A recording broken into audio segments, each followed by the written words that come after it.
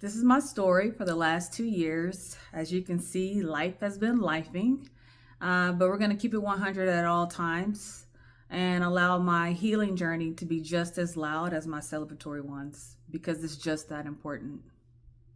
The first three episodes represent a very dark period in my life, and as you can see, it's still very difficult for me to share and talk about because I'm still healing. I wish I could say it with confidence and say it with my chest, but my voice is still emotional and shaky at times, and that's okay. I'll give myself grace for that.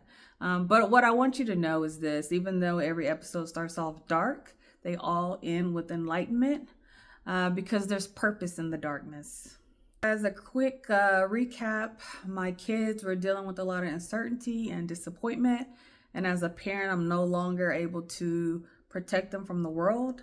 My health keeps me from being great at work and even in my personal life. I was depressed because I lost my job and also lost myself in the process, all while still having to take care of the family, the household, and the pressures of finding a new job, all while staying on top of my bills. I've always been the strong one, so I continue to show up in a big way for my family and loved ones because life keeps going on even though you're a train wreck. And so during this time, there was graduations, weddings, new babies were being born, people were buying new homes, and there were birthdays and anniversary milestones all happening during this period. So on the outside looking in, everything looked great. But as you know, my inner world was completely falling apart.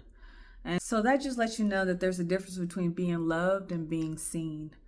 You could be loved by many and still feel alone and unseen. So when I had a moment to step back and reflect, I realized that I'm always the one taking care of everyone else.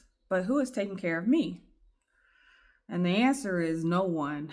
I wasn't even taking care of me. And mind you, during this period, I was going to therapy, church conventions, praying with my praying group, getting massages, but it just wasn't enough. I still had this big hole in my heart that wasn't being tended to or filled. And that's when I realized that I've been living for everyone else and not for me. This is why the real inner work began when I touched down in Sedona. I have been to 26 countries around the world, but the moment I saw Sedona's beauty, I knew God was there and that everything was about to change.